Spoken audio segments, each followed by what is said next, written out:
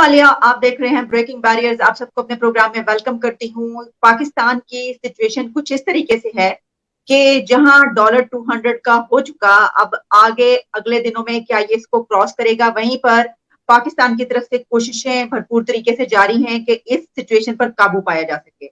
और foreign minister Bilawal Bhutto ने America visit किया, वहां पर एंटनी ब्लिंकन से उनकी मुलाकात हुई और अमेरिका की तरफ से ये बात पता चली कि उन्होंने कहा है कि हम इस इकोनॉमिक क्राइसिस से निकालने की भरपूर कोशिश करेंगे। वहीं पर पाकिस्तान की जो फाइनेंस मिनिस्ट्री और वहां की जो टीम है, उन्होंने दोहा कतर में जो मुज़ाकरात थे वो किए और उसमें उनको ये यकीन दिलाया कि हम अपने टारगेट्स अचीव करेंगे। लेकिन आज हमारे साथ साजिद तारिर साहब मौजूद हैं, जो कि अमेरिका के सीजन पॉलिटिशियन हैं, मुस्लिम चेयर फॉर अमेरिका और रिनाउंड पॉलिटिकल एनालिस्ट हैं। साजिद तारिर साहब, thank you so much for joining my show. My pleasure, thank you Alia.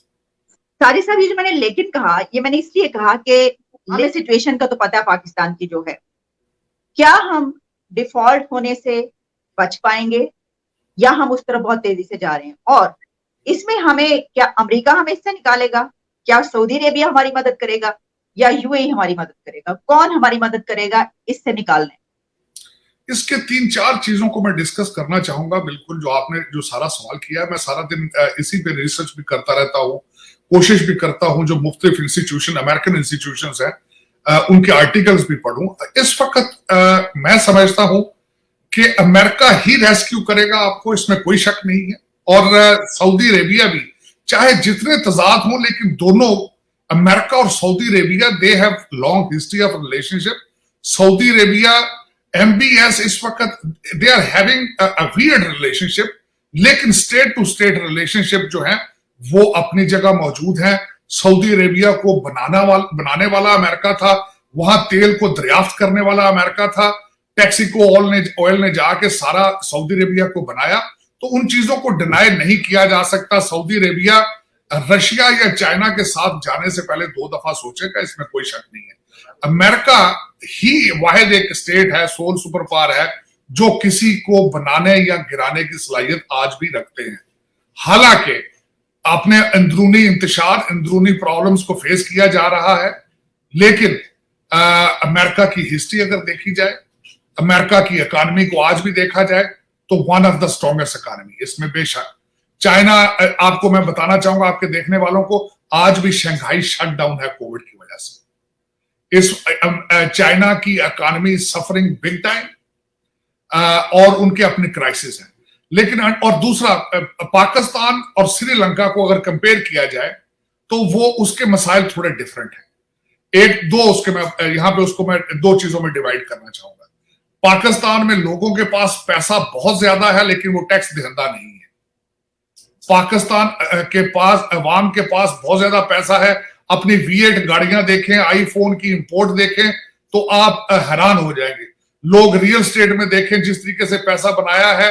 लोग अब बैंकों में भी पैसा नहीं रखते, और लोगों ने अपने सरानों में पैसा रखा हुआ है। आपकी जो इकोनॉमी की हालात है, आपकी गवर्नमेंट के पास पैसा नहीं है, लेकिन करप्शन का जो सिलसिला है, उसके कैश बहुत है लोगों के पास।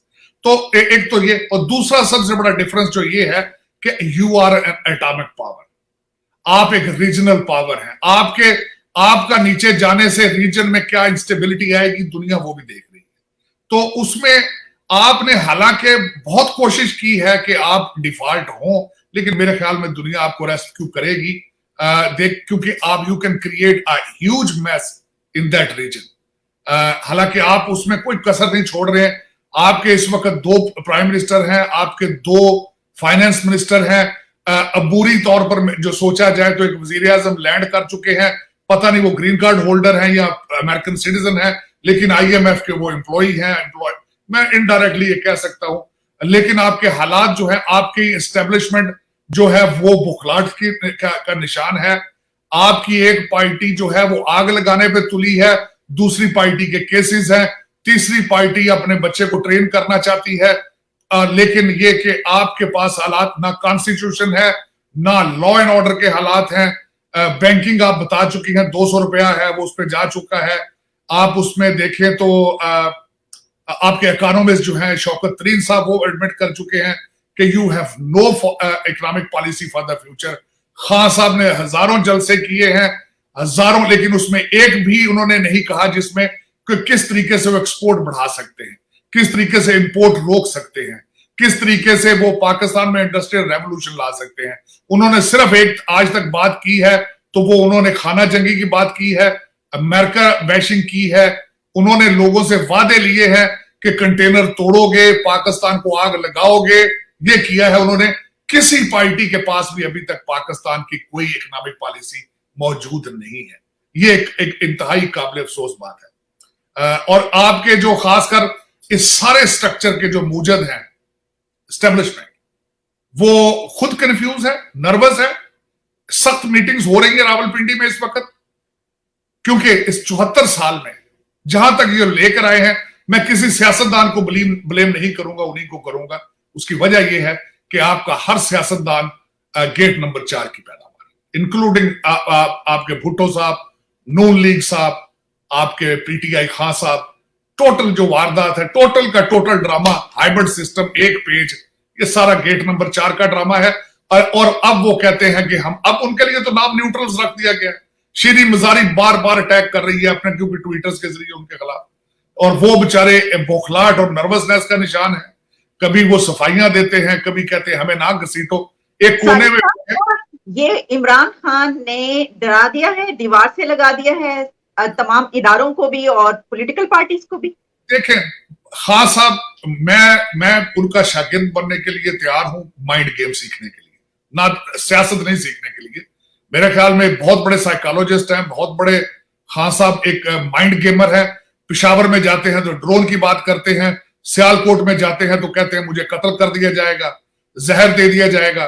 कहते हैं कि मैंने अगर वापस आना है तो मेरी मर्जी के सुप्रीम कोर्ट के जजेस हो, मेरी मर्जी के इलेक्शन कमीशन हो, मेरी नैपियां भी तब्दील की जाए, आईएसआई डायरेक्ट मेरे अंगूठे के नीचे हो, आर्मी मेरे नीचे हो। वो तो एक डिक्टेटर बन के आना चाहते हैं वापस, और इस गेम में वो कामयाब हो रहे हैं।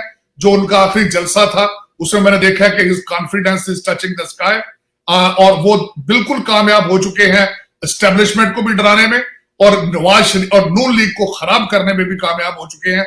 कि शहबाज शरीफ साहब अपनी पूरी कैबिनेट, जब मुल्क जल रहा है, उसको लेके लंदन जाना पड़ गया है। सिग्नल दुनिया को गया है कि he is the weakest government, he is the weakest prime minister, और गेम इज ओवर। मेरे ख्याल में ये सिग्नल जा रहे हैं एस्टेब्लिशमेंट की तरफ से भी और नून लीग की तरफ से भी। 25 दिन के अंदर शहबाज शरीफ साहब ने एक भी ऐसा डिसीजन नहीं लिया जो स्टेट ऑफ पाकिस्तान को बचा सके, एक सिंगल डिसीजन। ठीक सारी साहब, आप एक चीज, और ना ही एस्टेब्लिशमेंट ने कोई ऐसा एक सिंगल डिसीजन लिया है पिछले 25 दिनों में जिसमें यह कहा जा सके कि state of the country is strong, state of the state is strong. No, weakest possible. आपके ऊपर गिद्धों ने चक्कर लगाने शुरू कर दिए हैं। आपके एक जो आपके बड़े पेशावर के प्लेयर वाज इन अफगानिस्तान, मिन्नतें कर रहे हैं, तावान दे रहे हैं अफगानिस्तान को जंगबंदी के लिए, वो भी वीकनेस शो कर रहा है, क्योंकि आपकी state of the state is weak. ना एस्टेब्लिशमेंट की तरफ से सिग्नल आ रहा है, ना नून लीग की तरफ से सिग्नल आ रहा है, और एक पार्टी कहती है हम नहीं तो कुछ भी नहीं। तो इसका मतलब यह हुआ कि एक इमरान ने सबको ढा दिया, एक इमरान सब पे भारी इस वक्त साबित हो रहा है। लेकिन जिस तरह आपने अपने पिछले प्रोग्राम में कहा था कि जिनको वापस बोतल में ये जिन्होंने बनाया है वही डाल सकते हैं, तो इस वक्त शेख रशीद साहब ने जब ये फरमाया कि जो मौजूदा गवर्नमेंट है उसने मदद के लिए उनसे कहा कि भाई अब जो लॉन्ग मार्च हो रहा है तो उसको जाहिर है कि आप हमारे साथ दें, तो उन्होंने कहा कि ये तो उन्होंने इनकार कर दिया। शेख साहब का कहना है कि एस्टैब्लिशमेंट की तरफ से, इदारों की तरफ से, फौज की तरफ से इस हुकूमत को इनकार कर दिया गया है कि वो इमरान खान के खिलाफ उनकी कोई मदद नहीं करेंगे। आपके ख्याल में ऐसा क्यों है? इसकी वजह यह है कि वो भी जानते हैं और पाकिस्तान की तमाम पॉलिटिकल पार्टी सभी ये जानते हैं कि यहाँ पर ऐसा जब भी कोई क्राइसिस होता है तो उसको क्रिएट करने में और उसको खत्म करने में दोनों में एस्टैब्लिशमेंट के हाथ की जरूरत होती है। फिर भी यहां से दो चीजें नजर आ रही हैं। एक तो शेख रशीद साहब को ऑक्सीजन मिल रही है गेट नंबर 4 से, सिग्नल उनको मिल रहे हैं अंदर से, सारे शेख रशीद साहब को सपोर्ट हासिल है। Sheikh Rashid is nothing but is the gate number 4 का है। वो बयान तक ट्वीट नहीं करते उनकी मर्जी के बगैर, नंबर 1। और दूसरा मैं आपको यह बताना चाह रहा था कि जिस तरीके से इस वक्त मीटिंग्स चल रही हैं, बौखलाहट का निशान है। ये जो कोने में हट के बैठ के, तो जो मुझे ये बताएं, जब आपके आर्मी चीफ को लोगों को मीटिंग्स करके गैरिजन में सफाइयां पेश करनी पड़ जाएं तो हालात क्या होंगे? जब एक पार्टी का बंदा ये कह रहा हो कि खुद नहीं आ सकते, बच्चे मेरे जलसों में भेजो, तो आप मुझे ये बताएं इससे आगे कहां जाएंगे? लेकिन ये मास्टर जो है, मैं एक मिनट के लिए सोचे, ठीक है, मैं भी एग्री करता हूं, कल धरना आ जाता है, सारा कुछ हो जाता है, आधा इस्लामाबाद जला दिया जाता है, खान साहब को फिर प्राइम मिनिस्टर बना दिया जाता है, पाकिस्तान बच जाएगा इससे? खान साहब के पास कोई इकोनॉमिक पॉलिसी है? खान साहब ने 3.5 साल में क्या किया है? मेरी समय मेरे एक क्वेश्चन एस्टेब्लिशमेंट से है, is that a solution? Is that a solution? Economic policy आपकी जरूरत है, सियासी पॉलिसी की जरूरत नहीं है। इकोनॉमिक पॉलिसी किसी के पास है पाकिस्तान में? पाकिस्तान एक साल के अंदर 120 से हटके 140 पे गया करप्शन में। आपकी एक्सपोर्ट इंपोर्ट आपके आउट ऑफ कंट्रोल है। आप रुपए जिस तरीके से प्रिंट कर रहे हैं, बुरे हालात है आपके। खान साहब के दौर का हर बच्चे को पता है कि जिस तरीके से खान साहब ने मिसमैनेज किया अपने इकोनॉमिक पॉलिसीज को, ये किसको नहीं पता है? ये मेरा मकसद है, वॉशिंगटन डीसी में मेरे जैसा बंदा अगर ये बात कर रहा है तो आपका क्या ख्याल है? पाकिस्तान में लोगों को नहीं अंदाजा। लेकिन वो फिर मैं कोट करूंगा जावेद चौधरी साहब का आर्टिकल, जिसमें उन्होंने कहा था कि 1971 में जो हुआ था तो मत मारी गई थी। इस वक्त मुझे लग रहा है कि आपकी 30 करोड़ आबादी में से 25 करोड़ लोगों की मत मारी जा चुकी है। सर, आपने देखा नहीं वो जो लॉयर्स का वो हुआ convention? This is unbelievable. Sajid साहब, क्या पूरे पाकिस्तान का लॉयर इमरान खान के साथ है? जो मेरे पास तो मैंने देखा उसके ऊपर सोशल मीडिया पे। मेरा ख्याल है आपको तो ज्यादा इसके बारे में इंफॉर्मेशन है, क्योंकि आपका तो बड़ा गहरा ताल्लुक है लॉयर्स से, लाहौर के लॉयर्स के साथ। लाहौर के लॉयर्स में I am very much attached, I am member of the Lahore high court my son. लेकिन ये कि इस वक्त देखें ना, जो चूरन बेचना, देखें ना, मुझे ये बताएं, मैं प्रूव कर सकता हूं एज ए लॉयर, जो खान साहब ने जेब से जो खत निकाला था अमेरिका के बारे में कि ये मरासला आ गया, वो टोटल फेक है, total doesn't have any legs to fly. लेकिन ये कि उसको सारे पाकिस्तान ने बाय कर लिया है। आपकी डिफेंस ने, आपकी आर्मी ने उसको बाहर निकल के उसको रद्द किया, आपके सुप्रीम कोर्ट ने उसको रद्द किया उस मीटिंग के मिनट्स देखकर। लेकिन ये कि फिर भी वो बिक रहा है, लोग खरीद रहे हैं। खान साहब ने रिसेंटली जो वो एक FIA के ऑफिसर का कह रहे हैं कि लोग वो भी बाय कर रहे हैं। लोग खान साहब ने कह दिया है कि मेरी शहादत होने है, मैं जी मेरी टेप रिकॉर्ड कर दिया, वो भी बाय हो रहा है। खान साहब बार बार कहते हैं मुझे पिछली गर्मियों से पता था कि मेरी हुकूमत गिरने वाली है, लेकिन लोग फिर भी बाय करते हैं कि ये फॉरेन साजिश है। खान साहब ने अपने 4 साल के पीरियड में एक भी काम ऐसा नहीं किया जो अमेरिका को ऑफेंड किया जाए। खान साहब ने वाहिद एक ऐसे प्राइम मिनिस्टर हैं जिन्होंने IMF के लिए लेजिस्लेशन की है। खान साहब ने एक भी ऐसा काम नहीं किया जो अमेरिका को ऑफेंड किया जाए। खान साहब ने अपने CPEC के चाइना की रिक्वेस्ट थी कि हमारे प्रोजेक्ट्स को अमेरिकन के साथ ना डिस्कस किया जाए, आपने प्लेट में रख के अमेरिकन को वो दिए। अमेरिका आज भी आपकी एयर स्पेस को यूज कर रहा है, लेकिन फिर भी खान साहब ने कहा जी मेरी फॉरेन साजिश है। मैं आखिरी आर्गूमेंट ये दूंगा, खान साहब देखें किस तरीके से पाकिस्तान को बेवकूफ बना रहे हैं। कौम को रोज कहते हैं बच्चों निकलो बाहर, अमेरिका के खिलाफ निकलोगे, अपना चीफ ऑफ स्टाफ जो है वो ग्रीन कार्ड होल्डर है, उसके बच्चे शिकागो में बैठे। शहबाज गिल साहब, फैसल वाडा अमेरिकन सिटीजन है, जैदी साहब अमेरिकन सिटीजन है। वो इनकी सिटीजनशिप है, छुड़ा लो यार, इतने जज्बाती हो अमेरिका के खिलाफ। और अगला जो आपका अबूरे वजीर आजम कराची में लैंड किया, वो मेरे ख्याल में वो भी अमेरिकन सिटीजन, वो IMF का मुलाजिम जो जा रहा है। अगला वजीर आजम कह रहे हैं, तो आपको इसके कंफर्मेशन है? इसमें 2 बातें आ रही हैं सर। पहले, लेकिन वो सवाल करने से पहले मेरे पास एक और सवाल ये है कि मुझे पता चला था कि आपके पास एक ऐसी वीडियो जिसमें लॉयर्स कन्वेंशन में गो इमरान गो के नारे भी लगे, क्या सर? बिल्कुल, मुझे भेजी किसी ने लाहौर से कि गो नवाज नो, वो इतने ऊंचे नारे थे, खान साहब अपनी स्पीच डिलीवर नहीं कर पा रहे थे, क्योंकि मेरे को लाहौर हाई कोर्ट में है जितने, बिकॉज मैं went to the Punjab university. उस वक्त तो प्राइवेट लॉ स्कूल होते नहीं थे जब लॉ मैंने किया, तो सारे के सारे दोस्त हैं मेरे जो इस वक्त जो पिछले सारे सदूर हैं, पिछले 10 जो है देवर ऑल आइदर माय क्लासमेट्स और सीनियर और जूनियर्स।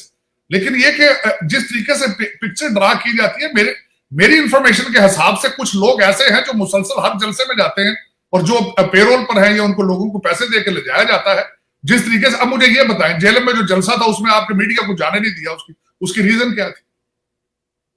लेकिन उनकी हर चीज बिक रही है ना, उनकी हर चीज चल रही है।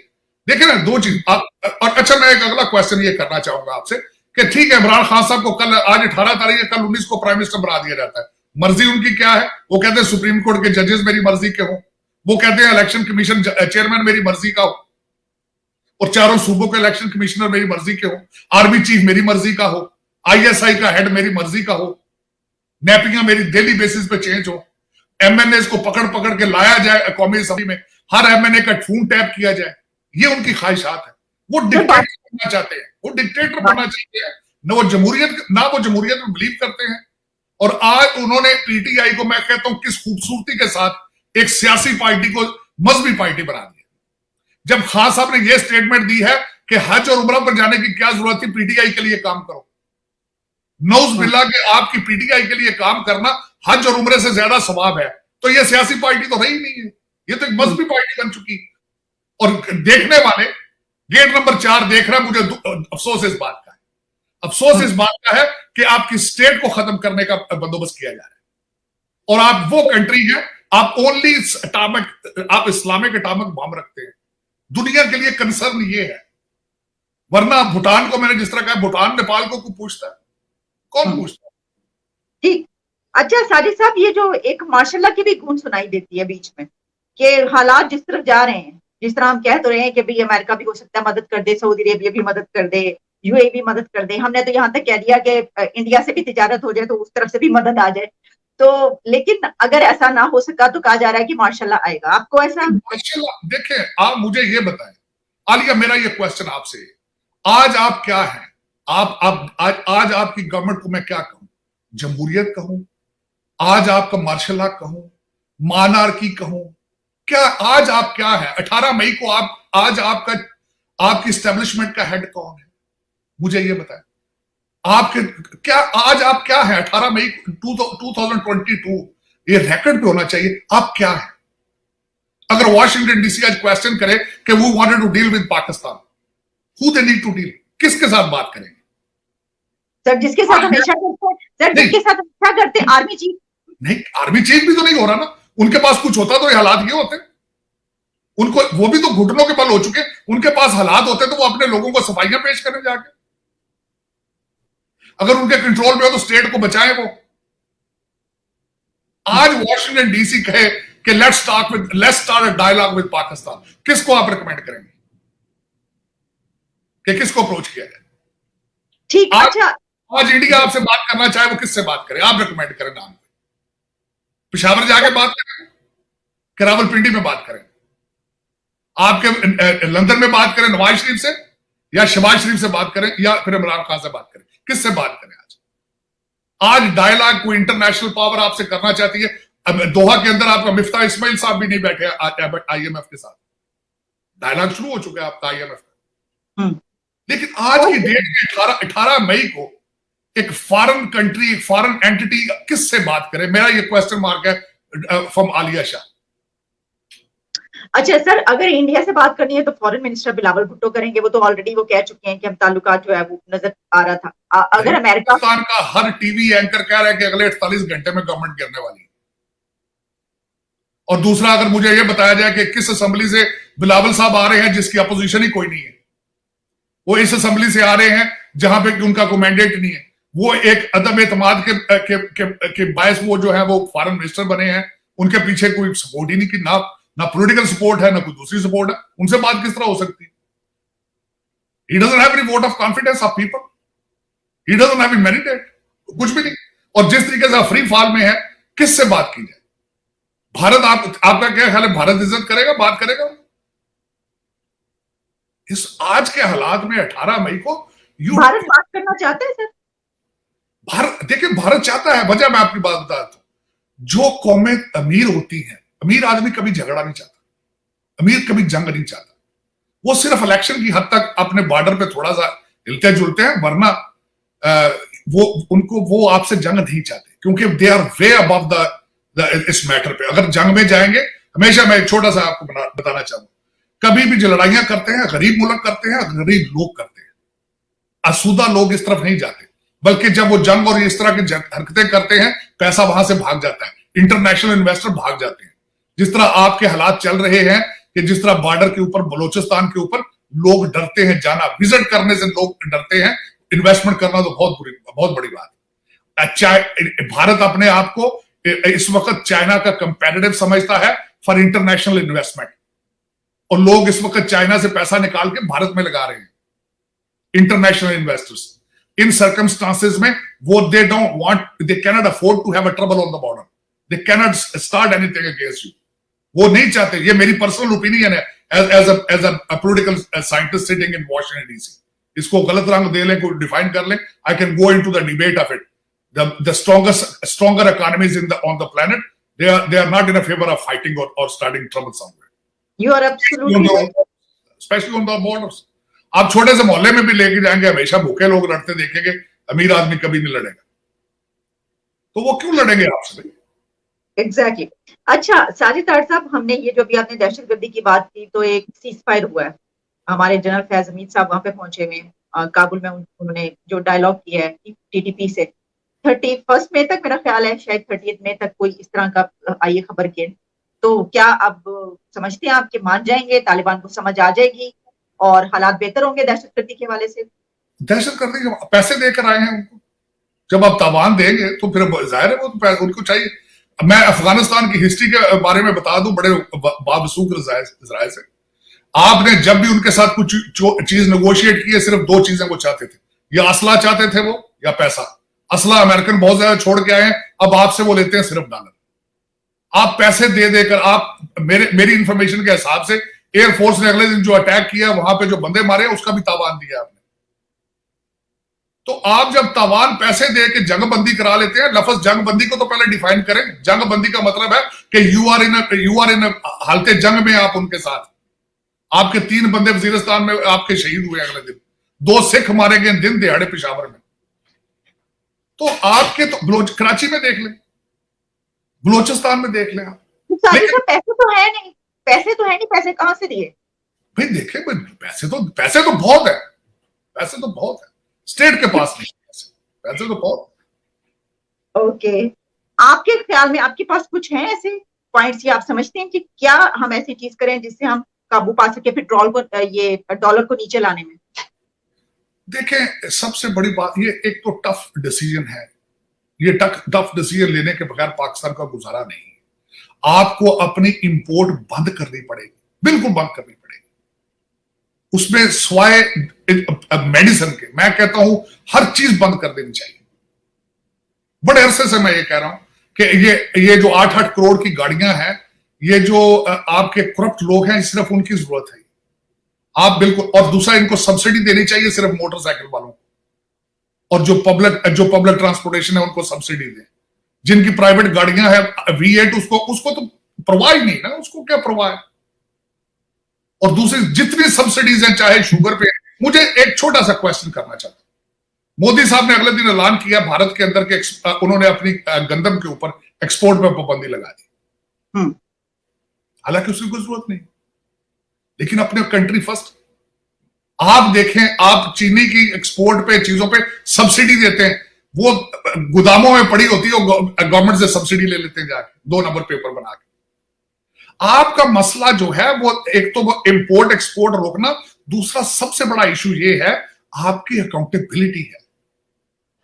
आपके बोन मैरो में करप्शन घुस चुकी है। आपने करप्शन नहीं रुक पा रही आपसे, चाहे वो एयरपोर्ट हो, चाहे आपका जब दूध बेचने वाला भी 2 नंबर हो, सब्जी बेचने वाला भी 2 नंबर हो, मिस्त्री मजदूर हर चीज, ठेले वाला टांगे वाला सारे करप्ट हो, तो आप कहेंगे सोसाइटी बचा लेनी। आपने इस चीज को अपने कल्चर में घुसा लिया है। अपने अब आप करप्शन करके खुश होते हैं, आपकी तस्कीन होती है करप्शन करके। आपने इस कल्चर को चेंज करना है। खान साहब की पॉलिसी फेल हो चुकी है कि ईमानदारी ट्रिकल डाउन करेगी, वो खत्म हो चुका है कॉन्सेप्ट, वो बिल्कुल फेल प्रोजेक्ट था। आप पहले उस चीज को फरोग दें, अपने कल्चर को, कि साफ सुथरा कल्चर क्या होता है, ईमानदारी क्या चीज है, लोगों को करैक्टर बिल्डिंग पे लगाएं। और पाकिस्तान, मैं मिन्नतें करता रहा हूं आपके शो के अंदर ही, खुदारा पाकिस्तान को पाकिस्तानी लीडर दिखाओ जिनके अमेरिका प्रॉपर्टियां ना हो। खान साहब पे मुझे एतराज है। खान साहब बार बार कहते हैं अपने चीफ ऑफ स्टाफ से, आज कहे Shahbaz Gill, you cannot be my chief of staff unless you leave your green card. देखते हैं कितने चलते साथ। जुल्फी बुखारी को कहें अपनी अपनी ब्रिटिश सिटीजनशिप छोड़े। अगले दिन दो चीजें, आखिरी दो चीजें। खान साहब ने अगले दिन जलसे में कहा, मुझे इंसाफ दिलाओगे? लोगों से कह रहे हैं मुझे इंसाफ दिलाओ। तहरीक इंसाफ के हेड खुद हैं, इंसाफ की तहरीक के हेड खुद हैं, और लोगों को कहते हैं मुझे इंसाफ दिलाओगे। देखें जुल्म खुदा का। ये स्टेट ऑफ, ये हालत। और दूसरा मुझे ये बताएं, आज इनके जलसों में, वैसे मैं बताती तो पता नहीं मेरी समझ से बाहर है कि एस्टेब्लिशमेंट आपको रिपोर्टें नहीं आती, या ये देखना नहीं चाहते, या इनके अंदर अपनी इतनी डिवीजन हो चुकी है। इनके जलसों के अंदर लोग सिर्फ रौनक मेला देखना जाते हैं, डीजे बट के गाने सुनना जाते हैं, डेटिंग करना चाहते हैं, जेब कतरे टाइप लोग जाते हैं। वहां पे कोई सेंसिबल आदमी कोई नहीं जाता वहां पे। मैं हैरान हूं कि इन लोगों ने पाकिस्तान को मफलूज करके रख दिया। अफसोस के साथ मैं कहता हूं, अफसोस के साथ। और ब्लैकमेल हो रहा है पाकिस्तान मुझसे। और मुझे छोटा सा, मैं कहता हूं इलेक्शन आप कल करा दें, लेकिन फॉरेन फंडिंग केस के अगर फैसले के बगैर इलेक्शन होता है तो मैं उसको एक्सेप्ट नहीं करूं। फॉरेन फंडिंग केस का फैसला होना चाहिए, जरूर होना चाहिए, जरूर होना चाहिए। साहब जिस तरीके से उन्होंने, हमने जो अभी बात की, सबको दीवार से लगा दिया, बस अभी दीवार में चुना नहीं है, ये बाकी रह गया है। दीवार से जो लगाया है, तो हो सकता है कि केसेस के फैसले भी उनके हक में ही आ जाए। ये भी बहुत पॉसिबिलिटी है। लेकिन मेरी दुआ है स्टेट ऑफ पाकिस्तान के साथ कि अल्टीमेटली हम पाकिस्तानी हूं। मैं कोई ना यूथिया हूं, ना पटवारी हूं, मैं एक सिंपल पाकिस्तानी हूं। और मैं आज अफसोस ज़दा हूं कि मई 18 को आज मेरा country is on a free fall, और वहां पे ना कोई लीडरशिप है, ना हुकूमत है, ना लॉ एंड ऑर्डर है, ना दस्तूर है, ना जमहूर है। दुख है। Thank you so much for your precious time, sir. Thank you.